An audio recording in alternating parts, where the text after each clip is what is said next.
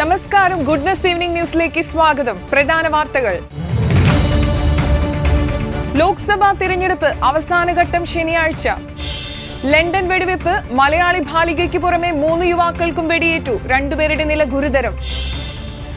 പലസ്തീന് രാഷ്ട്രപദവി. സംഘർഷത്തിന് ദ്വിരാഷ്ട്ര പരിഹാരം. നിലപാട് ആവർത്തിച്ച് ഇന്ത്യ. ഫിലാഡൽഫിയയുടെ നാഴി പിടിച്ചെടുത്തു. ഗാസയുടെ കരയതിർത്തികളെല്ലാം ഇസ്രയേലിന്റെ കയ്യിൽ. തീവ്രവാദ ഭീഷണി. ഇന്ത്യ പാക് മത്സരം നടക്കുക കനത്ത സുരക്ഷയിൽ, ഉറപ്പുവരുത്തി ന്യൂയോർക്ക് ഗവർണർ. വാർത്തകൾ വിശദമായി. ലോക്സഭാ തെരഞ്ഞെടുപ്പിന്റെ അവസാനഘട്ടം നാളെ. 7 സംസ്ഥാനങ്ങളിലെയും കേന്ദ്രഭരണ പ്രദേശമായ ചണ്ഡീഗഡിലെയും 57 സീറ്റുകളിലാണ് നാളെ വിധിയെഴുത്ത്. പ്രധാനമന്ത്രി നരേന്ദ്രമോദി ഹാട്രിക് വിജയം തേടുന്ന വാരണാസിയിലും നാളെയാണ് വോട്ടെടുപ്പ്. നാളെ തെരഞ്ഞെടുപ്പ് നടക്കുന്ന മണ്ഡലങ്ങളിലെ സ്ഥാനാർത്ഥികൾ ഇന്ന് നിശബ്ദ പ്രചാരണത്തിലാണ്. പഞ്ചാബിലും യുപിയിലും 13 മണ്ഡലങ്ങൾ, ബംഗാളിൽ 9 മണ്ഡലങ്ങൾ, ബീഹാറിൽ 8, ഒഡീഷയിൽ 6, ഹിമാചൽ പ്രദേശിൽ 4, ജാർഖണ്ഡിൽ 3, ചണ്ഡീഗഡിൽ 1 മണ്ഡലം എന്നിങ്ങനെയാണ് 7ാം ഘട്ടത്തിൽ വോട്ടെടുപ്പ് നടക്കുന്ന മണ്ഡലങ്ങളുടെ എണ്ണം. യുപിയിലും ബീഹാറിലും BJP സഖ്യത്തിന്റെ ശക്തി കേന്ദ്രങ്ങളിലും ബംഗാളിൽ തൃണമൂൽ കോട്ടകളിലുമാണ് വോട്ടെടുപ്പ്. UP മുഖ്യമന്ത്രി യോഗി ആദിത്യനാഥിന്റെ തട്ടകമായ ഗോരഖ്പൂരിലും നാളെയാണ് വിധിയെഴുത്ത്. യുപിയിൽ 10 സീറ്റുകളിൽ മത്സരിക്കുന്ന BJP 2 സീറ്റ് അപ്നാദളിനും 1 SBSPക്കും നൽകി. പഞ്ചാബിലെയും ഹിമാചൽ പ്രദേശിലെയും മുഴുവൻ മണ്ഡലങ്ങളിലും നാളെയാണ് വോട്ടെടുപ്പ്. AAP, കോൺഗ്രസ്, BJP, അകാലിദൾ പാർട്ടികൾ തമ്മിലുള്ള മത്സരമാണ് പഞ്ചാബിൽ കണ്ടത്. AAP ഭൂരിഭാഗം സീറ്റുകളും വിജയിക്കുമെന്നും 2ാം സ്ഥാനത്ത് കോൺഗ്രസ് എത്തുമെന്നാണ് വിലയിരുത്തൽ. ബറ്റിൻഡ പോലെയുള്ള സീറ്റുകൾ അകാലിദൾ പ്രതീക്ഷിക്കുന്നു. ഹിമാചലിൽ BJP കോൺഗ്രസ് നേർക്കുനേർ പോരാട്ടമാണ്. 2019-ൽ 4 സീറ്റും BJPക്കായിരുന്നു. രാഷ്ട്രീയ എതിരാളികൾ കർണാടക സർക്കാരിനും മുഖ്യമന്ത്രിക്കും തനിക്കുമെതിരെ കേരളത്തിൽ ശത്രുഭൈരവി യാഗം നടത്തിയെന്ന DK ശിവകുമാറിന്റെ ആരോപണങ്ങളെ തള്ളി യോഗക്ഷേമ സഭാധ്യക്ഷൻ അക്കീരമൺ കാളിദാസ ഭട്ടതിരിപ്പാട്. ശിവകുമാറിന്റേത് രാഷ്ട്രീയ ഗിമ്മിക്കാണ്. ആരോപണം അടിസ്ഥാനരഹിതമാണെന്നും പറഞ്ഞ അക്കീരമൺ ഭട്ടതിരിപ്പാട് ഹൈന്ദവ സമൂഹത്തിൽ ഇത്തരം വികലമായ കാര്യങ്ങളില്ലെന്നും കൂട്ടിച്ചേർത്തു.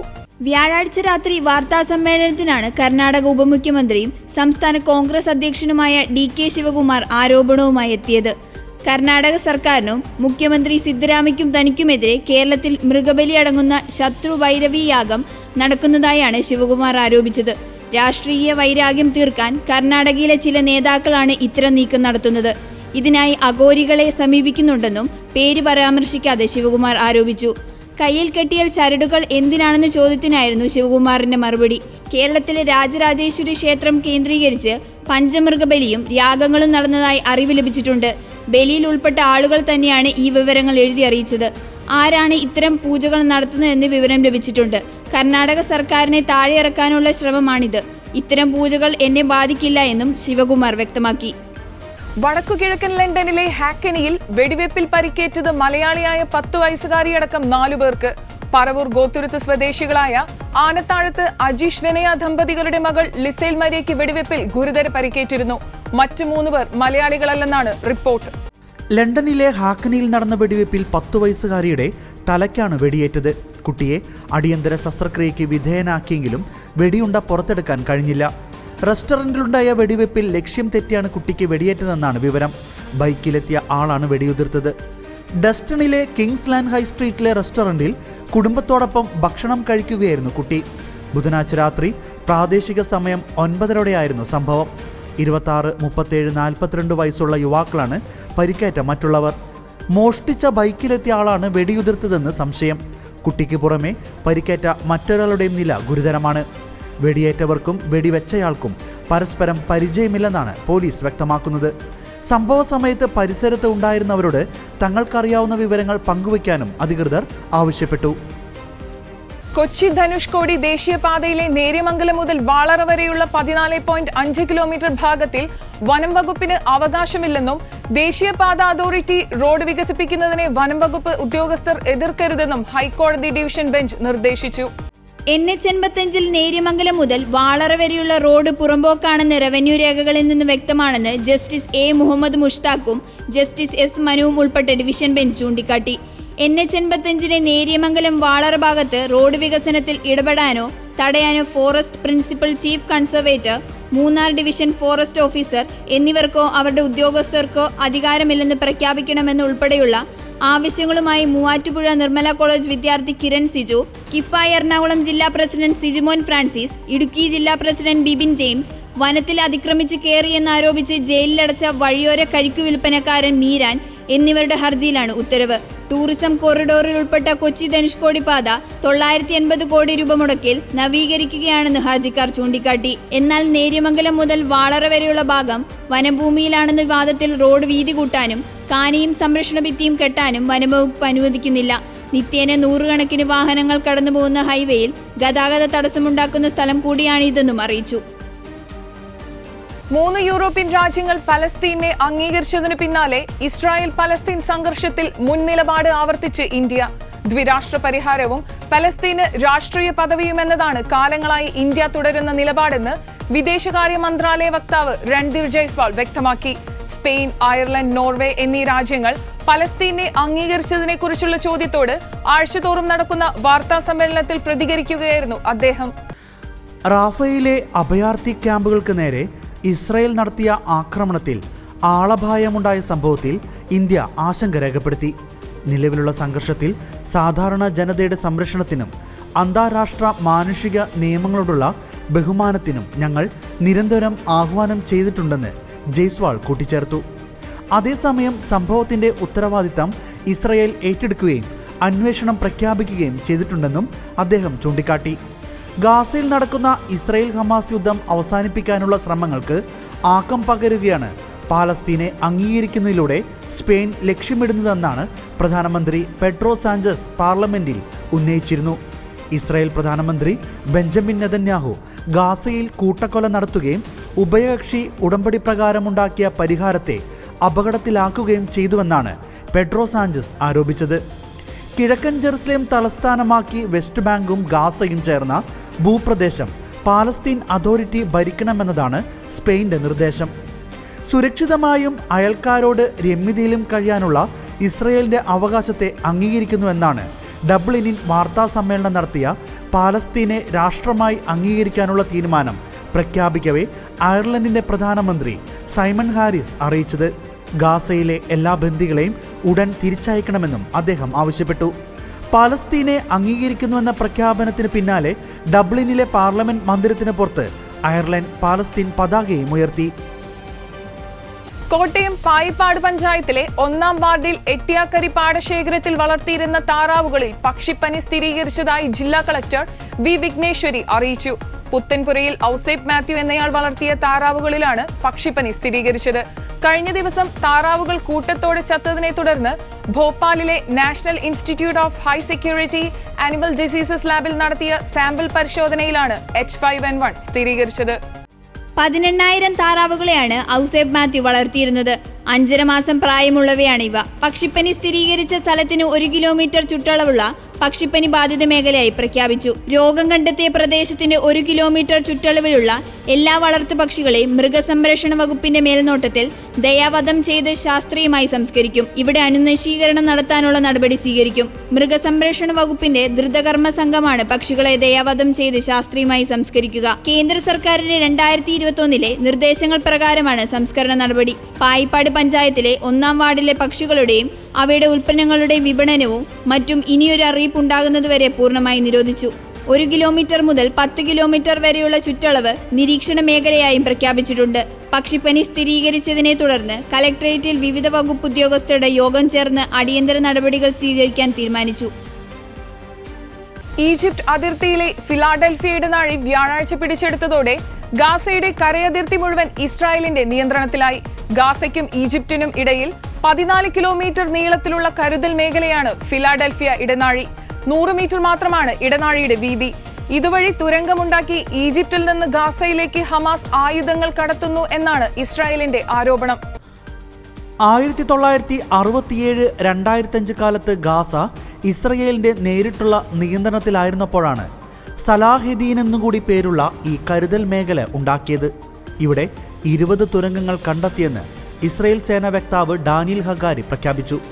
എന്നാൽ ലക്ഷങ്ങൾ അഭയം തേടിയിരിക്കുന്ന റാഫയിൽ ആക്രമണം നടത്തുന്നതിനെ ന്യായീകരിക്കാൻ ഉയർത്തിയ ആരോപണമാണ് ഇതെന്ന് ഈജിപ്ത് പറഞ്ഞു. രാഷ്ട്രീയ കാരണങ്ങളാൽ യുദ്ധം നീട്ടുകയാണ് ലക്ഷ്യമെന്നും ഫിലഡൽഫി ഇടനാഴി ഇസ്രയേൽ ഏറ്റെടുത്തത് 1979 സമാധാന കരാറിന്റെ ലംഘനമാണെന്നും ഈജിപ്ത് പറഞ്ഞു. അതിനിടെ ബെയ്ജിംഗിൽ ചൈനീസ് പ്രസിഡന്റ് ഷീ ജിൻപിങ്ങുമായി കൂടിക്കാഴ്ച നടത്തിയ Egypt president Abdel Fattah al Sisi ഗാസയ്ക്ക് കൂടുതൽ ജീവകാരുണ്യ സഹായം നൽകണമെന്ന് അഭ്യർത്ഥിച്ചു. പാലസ്തീൻകാരെ സ്വദേശത്ത് നിന്ന് ആട്ടിപ്പായിക്കാനുള്ള ശ്രമങ്ങളെ ഈജിപ്ത് ചെറുക്കുമെന്നും അൽ സിസി പറഞ്ഞു. അതിനിടെ റാഫയുടെ മധ്യഭാഗത്തും പടിഞ്ഞാറും ഇസ്രയേൽ യുദ്ധം കടുപ്പിച്ചു. റാഫയുടെ കിഴക്ക് സഹായ വസ്തുക്കൾ സൂക്ഷിച്ചിരിക്കുന്ന പാണ്ഡികശാലയിൽ ഇസ്രയേൽ ബോംബിട്ടു. 5 പേർ മരിച്ചു. മെയ് 7 റാഫയിൽ കരയുദ്ധം ആരംഭിച്ചതിനു ശേഷം കിഴക്കുള്ള ഒട്ടേറെ കെട്ടിടങ്ങൾ ഇസ്രയേൽ സേന തകർത്തു. ഗാസ സിറ്റിയിലെ ജബലിയ, ബെയ്ത്ത് ലഹിയ എന്നിവിടങ്ങളിലും കനത്ത ഏറ്റുമുട്ടൽ നടക്കുകയാണ്. ഗാസയിൽ ഇതുവരെ കൊല്ലപ്പെട്ടവരുടെ എണ്ണം 36,224. പ്രധാനമന്ത്രി നരേന്ദ്രമോദിയുടെ വാരണാസി ലോക്സഭാ മണ്ഡലത്തിലെ സ്ഥാനാർത്ഥിത്വം റദ്ദാക്കണമെന്നാവശ്യപ്പെട്ട് നൽകിയ ഹർജി ഡൽഹി ഹൈക്കോടതി തള്ളി. ഹർജി ദുരുദ്ദേശപരമാണെന്ന് ചൂണ്ടിക്കാട്ടിയാണ് ജസ്റ്റിസ് സച്ചിൻ ദത്ത ഹർജി തള്ളിയത്. എയർ ഇന്ത്യ പൈലറ്റായിരുന്ന ക്യാപ്റ്റൻ ദീപക് കുമാർ ആയിരുന്നു ഹർജിക്കാരൻ. മോദിയും കൂട്ടാളികളും ചേർന്ന് എയർ ഇന്ത്യയുടെ AI-459 വിമാനം അപകടത്തിൽപ്പെടുത്തി ദേശസുരക്ഷ അസ്ഥിരപ്പെടുത്താൻ ഗൂഢാലോചന നടത്തിയെന്നാണ് ഹർജിയിലെ ആരോപണം. ദീപക് കുമാർ പൈലറ്റായിരുന്ന വിമാനമായിരുന്നു ഇത്. 2018 ജൂലൈ 8 സർവീസ് നടത്തിയ വിമാനം അപകടത്തിൽപ്പെടുത്താൻ ശ്രമിച്ചുവെന്നാണ് ആരോപണം. ഭരണഘടനയോട് കൂറു പുലർത്തുമെന്ന മോദിയുടെ സത്യവാങ്മൂലം വ്യാജമാണെന്നും ഹർജിക്കാരൻ വാദിച്ചിരുന്നു. വ്യാജ സത്യവാങ്മൂലത്തിൽ അന്വേഷണം നടത്തണമെന്ന് ഹർജിക്കാരൻ ആവശ്യപ്പെട്ടു. സമയബന്ധിതവും സത്യസന്ധവുമായി അന്വേഷണം നടത്തി കുറ്റക്കാരനെങ്കിൽ തെരഞ്ഞെടുപ്പിൽ മത്സരിക്കുന്നതിൽ നിന്ന് വിലക്കണമെന്നും ഹർജിയിലുണ്ടായിരുന്നു. കേന്ദ്ര ആഭ്യന്തരമന്ത്രി അമിത്ഷായുടെയും വ്യോമയാന മന്ത്രി ജ്യോതിരാദിത്യ സിന്ധ്യയുടെയും സ്ഥാനാർത്ഥിത്വം റദ്ദാക്കണമെന്നും ആവശ്യമുണ്ടായിരുന്നു. ആരോപണത്തിൽ കഴമ്പില്ലെന്നും വീണ്ടും വിചാരമില്ലാതെയാണ് ഹർജി സമർപ്പിച്ചതെന്നും ഡൽഹി ഹൈക്കോടതി ചൂണ്ടിക്കാട്ടി. ഹർജി അവ്യക്തവും അടിസ്ഥാനരഹിതവും നിരുത്തരവാദപരവുമായ ആരോപണങ്ങളാൽ നിറഞ്ഞിരിക്കുന്നുവെന്ന് കോടതി വിലയിരുത്തി. ഹർജി നൽകിയ സമയം ദുരുദ്ദേശപരമാണെന്നും ഹൈക്കോടതി ജഡ്ജി ചൂണ്ടിക്കാട്ടി. സുരക്ഷിത യാത്ര ഉറപ്പാക്കുന്നതിനായി KSRTC ഡ്രൈവർമാർക്ക് നിർദ്ദേശങ്ങളുമായി ഗതാഗത മന്ത്രി KB ഗണേഷ് കുമാർ. സ്വകാര്യ ബസ്സുകളുമായി മത്സരയോട്ടം വേണ്ടെന്നും അമിതവേഗം വേണ്ടെന്നും KB ഗണേഷ് കുമാർ പറഞ്ഞു. KSRTCയുടെ സോഷ്യൽ മീഡിയ പേജിലൂടെ എനിക്ക് നിങ്ങളോട് ചിലത് പറയാനുണ്ടെന്ന പേരിലിറക്കിയ വീഡിയോയിലാണ് മന്ത്രി ഇക്കാര്യങ്ങൾ പറയുന്നത്. ബസ്സുകൾ സമയക്രമം പാലിക്കണമെങ്കിലും അമിതവേഗം വേണ്ടെന്ന് മന്ത്രി പറഞ്ഞു. ചെറിയ വാഹനങ്ങൾക്ക് പരിഗണന നൽകണം. വീടിന്റെ നാഥനായാൾ അപകടത്തിൽ മരിച്ചാൽ കുടുംബം താറുമാറാകും. ബസ് നിർത്തുമ്പോൾ ഇടതുവശം ചേർത്ത് നിർത്തണം. സ്റ്റോപ്പാണെങ്കിലും ബസ്സുകൾ സമാന്തരമായി നിർത്തരുത്. മറ്റു വാഹനങ്ങൾക്ക് അത് ബുദ്ധിമുട്ടുണ്ടാക്കും. വാഹനങ്ങൾക്ക് കടന്നുപോകാൻ കഴിയുന്ന അകലം ഉണ്ടാക്കണം. സ്വകാര്യ ബസ്സുകളും ഈ നിർദ്ദേശം പാലിക്കണം. ബസ് ഓടിക്കുമ്പോൾ മൊബൈൽ ഉപയോഗിച്ചാൽ കർശന നടപടിയെടുക്കും. കൈ കാണിച്ചാൽ ബസ് നിർത്തണം. സ്റ്റോപ്പില്ലെങ്കിലും 2-3 ആളുകളുണ്ടെങ്കിൽ സൂപ്പർ ഫാസ്റ്റ് ആണെങ്കിലും നിർത്തണം. ആവശ്യപ്പെടുന്ന സ്റ്റോപ്പുകളിൽ ആളെ ഇറക്കണം. ബ്രീത്ത് അനലൈസർ പരിശോധന തുടങ്ങിയതോടെ KSRTCയിലെ അപകടങ്ങൾ കുറഞ്ഞു. റോഡിന്റെ ഇടതുവശത്ത് തന്നെ ബസ് നിർത്തണം. അനാവശ്യമായി ഡീസൽ ഉപയോഗിക്കരുത്. ബസ്സുകൾക്ക് തകരാർ കണ്ടാൽ ഉടൻ തന്നെ മെക്കാനിക്കൽ വിഭാഗത്തിൽ റിപ്പോർട്ട് ചെയ്യണമെന്നും മന്ത്രി നിർദ്ദേശിച്ചു. വണ്ടി ശ്രദ്ധയോടെ ഓടിക്കുക. ഓവർ സ്പീഡ് ചെയ്യേണ്ട കാര്യമില്ല. സമയത്തിനെത്താൻ നമുക്ക് കഴിയും. പക്ഷെ നമ്മുടെ റോഡുകളിൽ ഒരു പരിമിതി എല്ലാം മനസ്സിലാക്കിക്കൊണ്ട് ചെറിയ വാഹനങ്ങൾ വരുമ്പോൾ, ഇപ്പോൾ സ്കൂട്ടറിൽ വരുന്ന സ്ത്രീകളുണ്ട്, ചെറുപ്പക്കാർ കുട്ടികൾ, ബൈക്കിൽ വരുന്നവരുണ്ട്, കാറിൽ വരുന്നവരുണ്ട്. നമ്മളൊരു വലിയ വാഹനമാണ്. നമ്മളെ വാഹനം തട്ടിയാൽ നമുക്ക് വലിയ കുഴപ്പമൊന്നും പറ്റത്തില്ല. പക്ഷെ ദയവ് ചെയ്ത് അവരെ തട്ടാതെ മുട്ടാതെ ഇരിക്കുക. കാരണം അവരെ ഒഴിഞ്ഞു പോട്ടെ. നമ്മൾ മത്സര ഓട്ടത്തിന് പോകണ്ട. നമ്മൾ പതുക്കെ സ്കൂട്ടറിലൊക്കെ വന്ന് ചില സർക്കസ് ഒക്കെ ചെല്ലു കാണിക്കും വിട്ടേക്കുക. 2020 ലോകകപ്പിൽ ഇന്ത്യ പാകിസ്ഥാൻ മത്സരത്തിന് തീവ്രവാദ ഭീഷണിയുള്ളതിനാൽ സുരക്ഷാ സംവിധാനം ശക്തമാക്കിയെന്ന് ന്യൂയോർക്ക് ഗവർണർ. നിയമപാലകർക്കൊപ്പം ചേർന്ന് മത്സരത്തിന്റെ സുഗമമായ നടത്തിപ്പ് ഉറപ്പുവരുത്തുന്നുണ്ടെന്നും ഗവർണർ കാത്തി ഹോച്ചിൽ അറിയിച്ചു. ജൂൺ 9 ന്യൂയോർക്കിലെ ഐസനോവർ പാർക്ക് സ്റ്റേഡിയത്തിൽ ഇന്ത്യൻ സമയം രാത്രി 8 മണിക്കാണ് ഇന്ത്യ പാകിസ്ഥാൻ മത്സരം. എ ഗ്രൂപ്പിൽ ഉൾപ്പെട്ട ഇന്ത്യ പാകിസ്ഥാൻ മത്സരത്തിന് ISIS തീവ്രവാദ ഭീഷണിയുണ്ടെന്ന് നേരത്തെ റിപ്പോർട്ടുകളുണ്ടായിരുന്നു. ഇതോടെ ന്യൂയോർക്ക് ഗവർണർ കാത്തി ഹോച്ചിൽ ഇക്കാര്യത്തിൽ ഇടപെടൽ നടത്തുകയും സുരക്ഷാ സംവിധാനം കൂടുതൽ ശക്തമാക്കാൻ നിർദ്ദേശം നൽകുകയുമായിരുന്നു. ന്യൂയോർക്ക് പോലീസിനാണ് സുരക്ഷാ ചുമതല. സാധാരണയുള്ള സുരക്ഷാ ഉദ്യോഗസ്ഥരെക്കാൾ 100 പേരെ അധികമായി സ്റ്റേഡിയത്തിലും പരിസരങ്ങളിലും വിന്യസിക്കും. ജൂൺ 1 മുതൽ 29 വരെ USA-യിലും വെസ്റ്റ് ഇൻഡീസിലുമാണ് T20 ലോകകപ്പ് മത്സരങ്ങൾ. ജൂൺ 4-ന് അയർലൻഡിനെതിരെയാണ് ഇന്ത്യയുടെ ആദ്യ മത്സരം. അതിനു മുൻപ് ബംഗ്ലാദേശിനെതിരെ സന്നാഹ മത്സരവുമുണ്ട്. അതേസമയം വിരാട് കോഹ്ലി ഒഴികെ സ്ക്വാഡിൽ ഉൾപ്പെട്ട എല്ലാ താരങ്ങളും US-ലെത്തി പരിശീലനം ആരംഭിച്ചു. വിരാട് കോഹ്ലി ബംഗ്ലാദേശിനെതിരായ സന്നാഹ മത്സരത്തിൽ കളിക്കുമോ എന്നതിൽ ഉറപ്പില്ല. ഇതോടെ ഗുഡ്നസ് ഈവനിംഗ് ന്യൂസ് പൂർണ്ണമാവുന്നു. കൂടുതൽ വാർത്താ അപ്ഡേറ്റുകൾക്കായി ഗുഡ്നസ് ന്യൂസ് ചാനൽ സന്ദർശിക്കുക. നന്ദി.